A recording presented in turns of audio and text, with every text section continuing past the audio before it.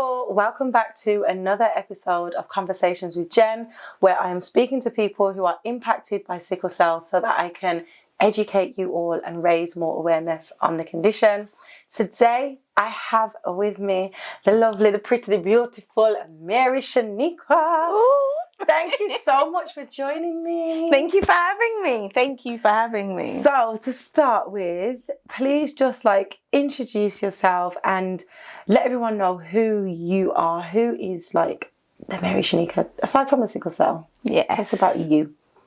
So my name is Mary-Shaniqua. I am 33 years old. I try to use my lived experience with sickle cell to raise awareness mainly for healthcare professionals, so that particularly non-specialist, non-hematologist specialist medical professionals can better understand sickle cell. And so when they're dealing with sickle cell patients, they are equipped with the knowledge and the necessary empathy and so on to engage with sickle cell patients. I am also attached to that, I do some doctors training sessions with the British Hematology Society. Sorry, I can't get my words out. I'm also the author behind the column Shaniqua's Sickle Chronicles. So do Google that and you'll see my long chronicled journey with sickle cell on there. So yes, and also just trying to ensure that workplaces and schools are educated where they have employees or pupils who have sickle cell, to make sure that they are equipped to allow people to thrive in the workplace, thrive in school, irrespective of having sickle cell. And that's all my side hustle. My day job is my day job. I'm a operations manager by day job. So yes, yeah. You are just amazing. That's like a piece of introduction for the people there. So you guys know, we've got levels to yes, this, okay? Yes. So you just do amazing things, of course, and it seems to be a lot of what you do in your, side hustle, extra time, is all about your experience, your lived experience of sickle cell. So talk to me about your journey living with sickle cell. What is your HB status, and did you find out from birth? Was you a certain age? Could you tell me everything? Sure thing. So I am HBSS, and unfortunately I was not diagnosed at birth, though I should have been. There's no reason why I should not have been diagnosed at birth, because I am the second child. And so medical professionals knew at the stage of my mum being pregnant with me, that both my parents had sickle cell trait. So why I wasn't diagnosed at birth, I don't know. But I was diagnosed when I had my first crisis, which was around about 18 months. So I was away on a trip with my family, and I just stopped walking, is how the story is retold to me. And my dad came from London down to where I was with other family members to pick me up and took me to the hospital in that place that I was in the UK, wasn't in London. And that's where I was diagnosed. It was quite a tumultuous childhood up until about age 6. So I was in and out of hospital all the time. And then by some miracle, literal miracle, I never had any hospital admissions from age 6 to 16. Really? None whatsoever. What changed? Don't know. I have no idea, but once I find out, I'm going to do it again. I know. What was you doing at 6 to be like that? We don't need this in our life. Honestly, I have no idea. Interesting. Yeah, by some miracle. And then I hit 16, and 16 to 28 was really tumultuous again. And it's a period of your life where so much changes. You move from formal school into sixth form, from sixth form into uni. You move out of home. You want to be the cool kid and do all the fun things that you probably shouldn't be doing when you have sickle cell. And then moving from uni into full-time work, and what that means for the body and all of these, and trying to keep up with your friends, but also work and make money so you can eat and things like that. So it was a really tumultuous step into adulthood. But I think now, post-pandemic, post-2020, I've had a bit more calm in my life. The sickle cell hasn't been as bad, and I think there's a very myriad of reasons why that is. But I do think the pandemic stopping life as we know it, nowhere. yes, really helped. That's good. So it's not, you wouldn't necessarily say that, you know, your sickle cell has improved in any way. It's been changes in like how you've been kind of living life almost. Yes, exactly. So post-pandemic then, have you just continued on that path of, I don't know, spending more time at home or just doing less? I've done exactly that. So the shielding process through the pandemic showed me that I don't get ill if I don't go out. So if I don't go on the trains or the buses, I don't catch infections. Yeah. And if I don't catch infections, it means I don't go into the ICU. It's a win for everybody. And so I don't get on public transport anymore.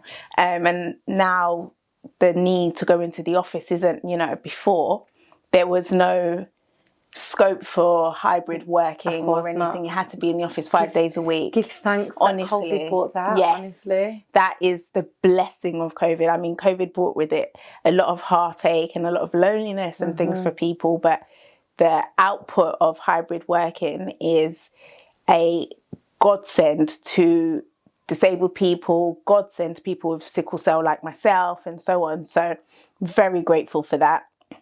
And it means that I get to work, progress within my career in a way that doesn't put my health at risk. So that's been very helpful.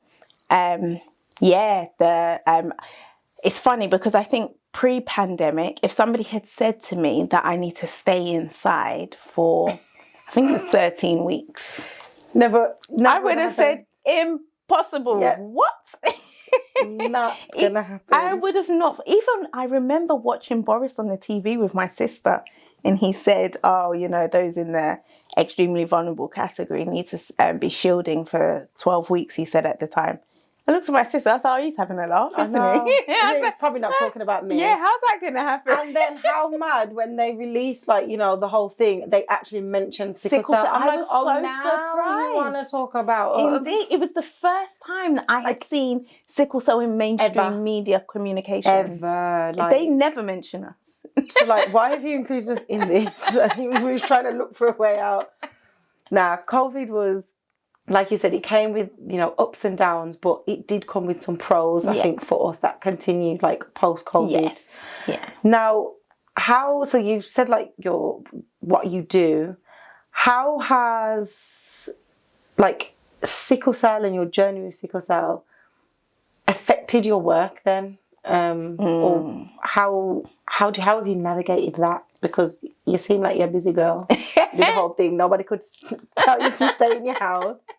So now, like, how does it work? What have you been able to achieve? So, in the early stages of my career and in the early stages of your career, you want to impress, you want to be seen to be able to do what others can do and so on. And so I definitely pushed myself to lengths that I shouldn't have.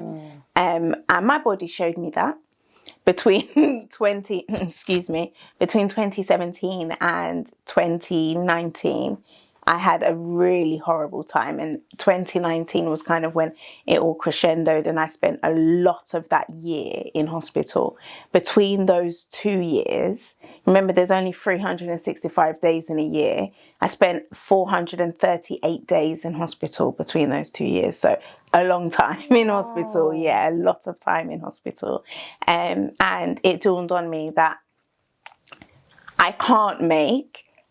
I'm an ambitious person and I want to do well. I want to have a thriving career. But equally, my career cannot be my identity, and it cannot be any career progression or career growth cannot be at the expense of my health. Because if you don't have your health, what's the purpose of having a thriving career that you can't enjoy, and so on. And I think I became bolder in learning that. So after the whole hiccup and so on of 2019, in 2020, I became bolder in demanding what I needed. Fortunately, lockdown happened, and that was really helpful because what it meant was I was with the same employer at the time for quite a long time. Throughout 2017, 2019, 2020, I was with the same employer, but it meant I had raw data. I could say to them, 2020 that I've been shielding, I'm working from home, haven't had any sick days. But when I was coming into the office every day, look at my sick days. So I had the raw data to present to them. And that was really helpful in getting the support that I needed. I do still have crises, and I did at the time still have crises, just not as severe, not as frequent, and the hospital admissions weren't as lengthy. And so using that, I was able to finally reach out to occupational health and get the support that I needed. So I had a range of support put in place. So not only do I work hybrid now, but in the winter months, I don't go into the office at all. So December, January, February, because it's really cold, and the cold is a massive trigger for me. If I am getting stress is a massive trigger for me as well. So we have mechanisms in place to ensure that I don't get stressed. And if I do get stressed, that is addressed in a way that doesn't result in me being in hospital before it's flagged. I also have transport arrangements to get to and from work, so I don't have to go on public transport where I was doing that before. And because of that, getting crazy amounts of infections. You'd be surprised how many infections there are on the buses and trains. What you said about like the public transport. So of course I grew up and, you know, lived in Birmingham. So whenever I used to come into London, I like public transport, so train, tubes, and all that stuff. Anytime I got back to Birmingham, I noticed that I would always have a chest infection. And if I didn't like get on top of that, it was like crisis, hospital, acute chest syndrome some of the time. And I'm like, just by being on the city, train, just all of the people. So I can only imagine how it was like life-changing. And everything. But all of these changes that have been implemented in the workplace, how did you go about that? Did you know that these were things that you could do, like in terms of like occupational health and them kind of making a plan for you, or how did you find that out? So yes and no. So I knew about occupational health, but the issue with occupational health is they are not specialists in any condition. And so they rely heavily on you telling them about your condition and how it impacts you, which means you need to be comfortable enough to be open and honest with a stranger. But something did happen for me that made a big difference. And this is why representation matters. I had a change in line management, and that came with its own issues, but it also came with benefits. And one of the benefits was that my new line manager was disabled herself. And so she was the one who was able to say to me, did you know that there is funding for you getting to work? No, I did not know that. I did not know that either. In fact, because I was so adamant that I wouldn't get on the trains anymore, I was driving into work at the time. But what that meant was that if I drive in and then, you know, sickle cell sickles, and then I get super tired and I can't drive, then I'm stuck. It also meant that if I drive in and then sickle cell sickles and then I'm in pain and I take pain relief and I can't drive, I'm stuck. And so yes, it was causing more problems than it was resolving. And that's when she said to me, you know, there is funding available for you to be able to get to work and so on. Had no idea that existed. And so that was a big help. And I think that's been one of the biggest helps. So yeah, representation matters, and sharing knowledge. You know, different people have different experiences, and making sure that we share our knowledge and our experiences with one another to help one another, because unfortunately no one else is doing that for us. I mean, it's like we're doing it all ourselves. The people that are like almost being held responsible for talking about sickle cell and doing the work are the people that actually have sickle cell, and sometimes we get tired, and sometimes we ain't got the energy, but we still have to be teaching, educating, all of that. Yes. I'm so glad though that you know, that was your experience and that you shared it, because I think, like, I did not know that you could get funding for travel. Yeah. All them times that I was driving and parking, and, you know, it's just good to have, you know, if we don't talk and share, then we're not going to be able to help anyone else. Exactly. And that's the purpose of this. So that's like your career. I feel like you've kind of gone on this journey, and now, like, even the energy that I'm picking up, because I'm an energy person, you just feel like very, yes. Like, things are, I would agree. Yeah, things are just, you know, at the moment, everything is good. And I love that. How have you, you know, in terms of like your sickle cell, how have you managed with complications, treatments? What are you on, or what do you take? Sure. So medication-wise, I take erythromycin, which is an antibiotic. So most people, children, adults with sickle cell take penicillin, and I take penicillin every day. And one day my body decided, no, we don't like penicillin anymore. And I had, what do they call it? Anaphylaxis. Oh my God. 6 times. So my body really didn't want it anymore. And so now I'm on erythromycin, and I can't take penicillin. How do you find that? Because I hated that antibiotic. It used to make me sick, dizzy, can't like do anything. You mean the penicillin, or you mean the erythromycin? Yeah. So I haven't actually noticed a difference in taking it. Okay. If I'm honest, the erythromycin.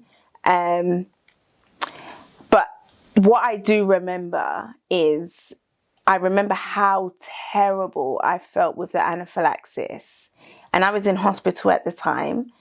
And I remember being like vocal about something you are giving me is a problem, and not being listened to. And so I remember you know, in hospital, they give you the tablets in the cup, and I took it upon myself. I did process of elimination. So I would take, I would just not take this one and hide it, and not take this one and hide it, to identify the culprit. And that's how I was able to identify, which is a problem in and of itself. No, that's a problem, because you shouldn't be the one that's trying to do process of elimination of the thing that you need. But it's just the reality of you know, because sometimes we have to take it upon ourselves to treat ourselves. And I think, I feel like if you speak to any sickle patient, they will say they pretty much, I mean, at the moment, I've got a really great medical team, but it took a while to get here and get that good medical team. And sickle cell is a condition that it does what it wants when it wants. So I'm not always able to access that great medical team, which means I do spend a lot of time managing my own care. I think in my most recent admission, I was screaming at their A&E doctor because they wouldn't give me the pain relief. No, that's not true. They prescribed a pain relief, but it was 4-hour intervals. And I was saying, you people are mad. You people are wicked. And I was screaming at her, and I was screaming the NICE guidelines. And she turned to me and said, how do you know about the NICE guidelines? And at that moment, I really wanted to rip her head off, but I didn't. I tried to maintain composure and just say, even through all the pain, exactly, maintain decorum. Exactly. Sorry, I've diverted the conversation, haven't I? I was talking about my treatment. No, but we're going. But you're a part of the treatment, you know, because I think a part of our treatment with whatever we are taking is we have to be aware, we have to manage, we have to. We have to be the ones that ask ourselves, how does it feel? Is it working? Yeah. You know, we have to do that. We have to advocate for ourselves, because unfortunately, especially post-pandemic, before, there was an openness in hospitals, wasn't there? Like, you could go into hospital and your mum could be with you, or your dad could be with you, and so on. But now they're very much, no visitors. No visitors. No one's allowed on the ward. Yeah, exactly. And it's so scary. difficult. Yeah. If you're in a position where you're unable to advocate for yourself due to the strength of the pain, or the strength of the pain relief, or whatever it may be, you know, you're kind of at the mercy of medical personnel who you may or may not trust. I'm on the not trusting side. That is probably a conversation for another day. Yeah. But I have people that I do trust in the hospital that I'm under. And outside of that group of people, my approach with medical personnel is very much, you are untrustworthy until you prove yourself trustworthy, because I have had too many instances of, things not being done accurately on time. And there's, I think oftentimes they just think, oh, she's in pain, she'll manage. And because, there's not some stick protruding from my leg, they don't see it. Yeah. But what they forget is the crisis is a prevention of blood flow, isn't it? And so if you're not resolving that, somewhere in my body is not getting blood. Exactly. It's going to get worse if we don't treat this problem now. Exactly. So there's that. But so you take the erythromycin. Yes. What other kind of treatments are you on? I also take folic acid, and unfortunately I've had a history of pulmonary embolism, so I take a blood thinner called rivaroxaban. Yes. Yeah. I was on the river. I used to say I'm on the river. I like that, from the river. I'm on the river. But yeah, I used to take rivaroxaban as well. Yes. Yeah. Gosh, having these conversations and speaking to like everyone that I have, I feel like what I've been through has been so much. But then when I knowing that I'm not the only one, it's almost comforting, because I know, okay, I'm not alone. Yes, yeah. But because I know how that felt, and then I meet people, and it's like my energy is drawn to you people. Yeah. I have a love for you people, and then to know that you've had to go through the same thing, it's like, I don't like it. Yeah, something's got to change, right? It's not fair. I don't. Yeah, it's not fair. Do you take, you're on any form of blood treatment? Yes, I'm on blood exchanges at the moment. So I was previously on, the top-up transfusions, and I was on those for a long time. My access is really poor, and so I have a portacath fitted just here. And now, because I have the portacath, I can have the blood exchanges, which is great, because no more iron overload for me. Yes. So for people that are not aware, when you have blood transfusions, as well as getting the good healthy red blood cells, you also get the iron that comes with it. And so a kind of side effect of having blood transfusions so regularly is the buildup of iron, which can affect your organs, your heart, your liver, your organs, and cause more problems. Yes. It's like one thing after another. Yes. Not that we need more, but we get more. Yes. So you don't have to do the iron chelation treatment. Not anymore. Yes. So I stopped my iron chelation treatment in January just gone. After 8 years. I know that feeling. 8 years of chalky extrade in the orange juice. 8 years of injecting the Desferal injections and walking around with that pump for 16 hours a day. They say it was 16 hours and it would last longer than 16 hours. It wasn't not 16 hours. It was about 20 hours. 8 years of the new extra tablets that they produced and whatever. So I was the happiest woman in the world. I was in Jamaica at the time when I got the text I got a call and I text the nurse back saying, if I answer, it's going to charge you a lot because I'm in Jamaica. And she texted me saying, Mary, your iron levels are normal. Stop taking the extra from today. I was so happy. I had to call my family in England right away. I was like, oh my gosh, guys, after 8 years. Because at the time, right, it just seems never ending. Yes, I thought it would be something that I would have forever. That's how it felt. So now you're on exchanges. How has that been for you? And with the whole, there's recently been, well, not recently, but there's now been more of a call to action for people to donate blood. So you as being someone that is on blood exchanges and has been on transfusions for the longest, how do you feel about that? Are you are you encouraging people in your own way, or just let's talk about blood?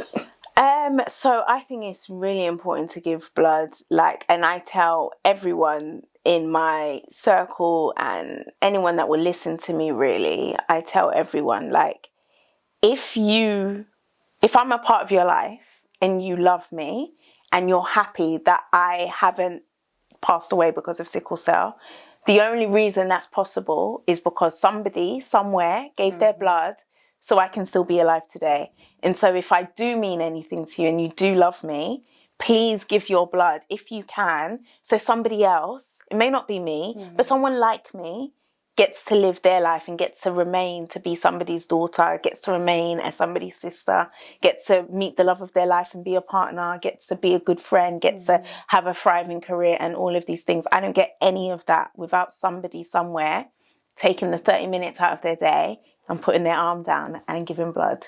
It's so true. I don't even want to say anything more on that because that was just, it was true and heartfelt and everything. So we've talked about you, we've talked about, you know, good old sickle cell and the journey that you've been on, things that we've shared and have in common. Let's talk about, like, I don't know, relationships, because, you know, something's been blinding me this whole conversation. I see your brain. You know what's so nice? You know, we've gone through, you've shared everything, but in all of it, you've found love. Yes. You have love. Yes. You're engaged. I know, because I'm blind. Please just, like, can you explain to me, how have you, despite everything you've been through, the long hospital admissions, medication, everything. Yes. Life partner. Yeah, my life partner. He's amazing. He's the best. He's the best. He's going to be watching this. So yes, you're the best. Love you. Absolutely love you. But yeah, like, I never thought this would happen. Honestly, I thought for the longest time, you know, it wouldn't be possible to meet someone who would accept to be in my, essentially being my carer, right? But it's different if you're like, you've been married or you've been together from 20s to 30s and then suddenly you hit 60 and you need caring. That's a completely different dynamic. But to need somebody who's going to act as your carer from jump it's a different kettle of fish. And, you know, it's not a necessary task for anyone to take on so early in their life. And so, yeah, I never thought it would happen. I remember my very first relationship, and that broke down because of me having sickle cell and the hospital admissions being too much and so on. And so I kind of never thought it would happen. But yeah, literally the love of my life was right here in front of my nose. I just didn't see him. He was my friend for the longest time. So, but you know, through, as I mentioned, I had a really tumultuous time, 2017, 2018, 2019. And we were friends through all of that. He was there through all of that. He had seen me at my absolute worst. You know, there was some, I think in retrospect, probably if I knew he was going to be the love of my life, I probably would have been like, oh, you can't see me like me. You know, coming to the hospital when I haven't had the babe or anything like that. Listen, this must be some real love, okay? It's real love, because we know how deep that level of care sometimes has to go. Yes, yeah. But indeed, I'm just so happy for you. Yeah, especially how you started. So you said your first relationship actually ended because the person you were dating said sickle cell was too much for them. Yes. I was also in a similar situation where I was with someone. Annoyingly, it was like I'd been with them for 7 years, so it was a very long time. Wow. And they'd seen the ups, seen the downs, said, I want to stay through it all, want to stay with you through it all. And even after all of that, it was like, actually, no, it's too much. As much as I wanted to be angry, I felt like I get it. Yeah. I understood. Yeah. And it was also like, for me, it was just like, okay, well, thanks for telling me. Now, even for me, it was like years. I'm like, thanks for letting me know, and I get it. Like, you're entitled to have that. How did you respond, or what was your kind of reaction to it? So initially, I think I was really annoyed because I never hide the fact I have sickle. I'm very open about that to anyone that will listen. But actually, upon reflection afterwards, I'm with you. I'm not mad at it at all. In fact, I'm actually thankful, because I don't want to be with somebody who, it's too much. And that's okay. Like, not everyone has the capacity to be able to look after someone or to be a carer, I think said people should do some soul searching, because life happens, and you can marry someone healthy and they can be not healthy tomorrow. You don't want to be saying in sickness and in health, use a liar. Yeah, exactly. So I would advise people of that, like, who have that difficulty, to like work on that. But for me personally, I'm actually really grateful that he was able to identify that at the time and not subject me to, you know, being with him later on in life and he just disappears or things like that. And I do know, generally speaking, a lot of sickle patients I speak to get really annoyed about people not wanting to be with them because they have sickle, or not wanting to share the fact they have sickle because they like this person, they don't want to ruin it. And I actually think that's the wrong way to go completely. I think you should be open and honest from the start. And if they run away, then it's even better. Let them run now. Let them go. Yeah, because it's better. They will just add more stress and it will be more crisis, and it's better to be single than that's what I said. Rather than be single than enjoy just unhappy. all that stress. Exactly. No. Exactly. So, and anyway, it was just blocking the blessings. Yes, exactly. It's true love here now. Yes. Ready to just come. So, okay, wedding, kids, like, are you wanting to do the whole thing, family? Yes, so we're currently in the process of planning our wedding, and it's actually something I'm really, I think, scared about, because everyone and their dog talks about planning a wedding is so stressful. Oh my gosh, planning a wedding is so stressful, and we don't need stress. And stress makes me ill. Okay. So I'm a little bit worried, but I'm trying to enjoy the process of wedding planning, but also be self-aware enough that if it does become too stressful or too much, that I can flag that as soon as possible. And I also am very worried about, on the day, being too tired or going into pain or being just annoyed because, you know, I need to rest and I can't rest, or this, that and the other. So trying to navigate around that. So anyone who has sickle cell, if you've been married, do please give me a shout. Give me your tips. I need them. I need all the tips. But yeah, so yeah, hopefully we after wedding and finding somewhere to live and stuff, we can talk about family and having children and stuff, which is another fear of mine.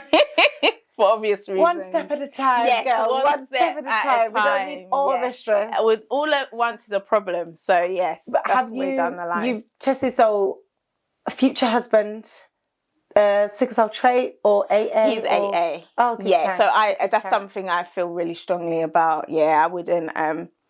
If he had trait, we would need to commit to having even no children whatsoever, and I would be with him. Or if children were that important, we would not be together. That would be one of the two.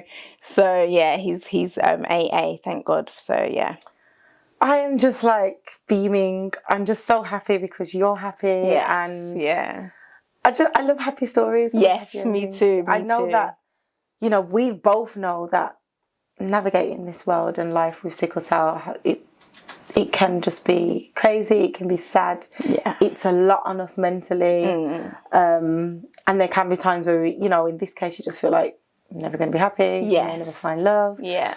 I'm just like hoping that some of this rubs off on me. It will, so definitely. I don't have no ring yet. So, the ring's coming. You know, hopefully something good will come. Before we wrap up, which I just, you know, I don't even want to do. I feel like I just want to keep talking. Do you have any questions that you want to ask me? So I do. I have one question. Ready. Yes, I have one question for you. And I would just ask if you're able to share a bit about your dietary approach and how that's helped you manage your sickle, because it's something I'm definitely interested in, and I would like to post all of these changes. Okay, so it's a big question. Yes. It's a big question, but I will try to kind of summarize. So I feel like I've done so many things that people probably have thought that I've been crazy, but I really started to, I don't know, just think about where medication comes from and, you know, what other things triggers my sickle cell. Like I really just started to try and get in tune with my body. It initially started when I realised that certain drinks, as in alcohol, when I turned 18 and girl was out here on road, certain drinks, I noticed that every time I went out, even if I was driving and not drinking, I would be getting sick. And I realised that Red Bull puts me into a crisis, so I can't just drink Red Bull. Certain alcohols like Tia Maria put me into a crisis. And again, I'd done this through trial and error. Like I thought, I wonder, let me test it. And then I did, and then that happened. So I've had to kind of go through these processes and realising that, okay, alcohol, beverages and stuff, I wonder what food can do. I started just to look at, are there things that could potentially help diets? I know that people can be vegetarian, vegan, all these kind of stuff, but ultimately, could it help sickle cell? So I've tried lots of different things. I've tried not eating meat. I've tried cutting out red meat. And you can listen to lots of people that say lots of things and none of it works. The one thing I will say is you have to do it because you want to do it for you.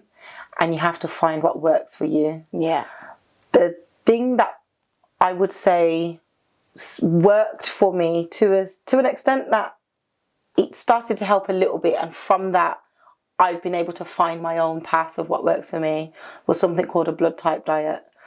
And I was just doing some research online and was reading a few articles that were talking about how food can affect the way your blood acts in your body. So certain foods can make your blood thicker and thin and all types of stuff. And I thought, oh, sickle cell is to do with your blood. I wonder if that could help me. And I just tried. It was nothing drastic. I wasn't trying to lose weight. I didn't lose weight or anything. According to your blood type, that affects how certain foods react with your blood. So my blood type is B positive. So, you know, there's certain foods that I cut out that I shouldn't have been eating if I was blood type B. What I found interesting was that there were certain foods that I didn't like anyway or made me just feel sick. So tomatoes make me feel really sicky after. Anytime I had chicken, and you know, we eat a lot of chicken. Anytime I had chicken, I would feel like just a very sluggish feeling afterwards. I knew this stuff, but I didn't think it was anything. I would just think, oh, I probably ate too much, my stomach's full, whatever. And come to find out that according to this blood type diet, I'm saying according to because, you know, there are articles that tell you it's nonsense and there are articles that tell you that it is true. So each to their own. But I started to notice that things that impacted me that I knew of were a part of that. So I applied it, I tried it. But ultimately, all of the diets are healthier. Yeah. So no processed foods, not a lot of fried foods, you know, that kind of stuff. But I noticed a difference. So from there, I just kind of went on this whirlwind of a journey. I've done detoxes after being sick and being in hospital where I've just gone on fasts. I've had water fasts for like 5 days to try and cleanse out my system. I've just had fruit diets where I only eat fruit and drink water and I don't have anything else. Like, I've done these things, but for me, I know why I'm doing them. And the goal is not, oh, I'm going to do this and it's going to cure sickle cell or it's going to fix sickle cell. I just feel better. Yes. And without it impacting other things as well, is something that you have to bear in mind. So you mentioned that you're on Panda River, Panda Bank. You're on rivaroxaban, which is blood thinners. Some juices, fruits and things like that can impact your vitamin K levels and affect blood. So you have to be sensible with going on this journey. But ultimately, I just think eating healthier has helped. Yeah. And for anybody that wants to do it, I would definitely say just do it for you. Don't let anyone tell you that, oh, you know, if you eat this, you'll be fine. Such and such, drink this bush tea and then fine. And everyone's got something to say. Yes. And at the same time, be happy. Food makes me really happy. Yes. I really love food. And so sometimes I just want what I'm not supposed to have, but who says I'm not supposed to have it? It's such a crazy thing. But ultimately, just do what's right for you and find a path that works for you. If something don't feel right, try something else. Yeah. And be easy on yourself if nothing helps as well. Because we're all different. What works for me probably not work for you. Yeah. May not work for someone else. Yeah, that's the reality of sickle cell, isn't it? We've all got the same condition, but it impacts all of us so differently. It can be such a varied experience. So, yeah, similarly with the treatments for it and so on, impacts all of us differently. It's the same. I, for one, hate pain relief. I was going to say love-hate relationship. There's no love. No, it's all just hate. Just pure so hate. if I could find a way to reduce the amount of opioids within my treatment plan and care plan and so on, I'm hoping that I can. Yeah. One step to helping that, not just from my experience, but also people that I've spoken to. You know, the climate in the UK is not the best. So move abroad. Move to Jamaica. Come and be with me. We can be friends. No, but like, I spoke to someone who spent time in Nigeria and they said they felt better. Me, I've been in Jamaica, I felt better. So there's some serious changes that can be made to help, but again, it might not. It's just like do what works for you. Yeah, exactly. Girl, it's been real. It's been lovely. Thank you so much. So amazing. Thank you for joining me. Thank you for having me. Till next time. Till next time. Bye, guys.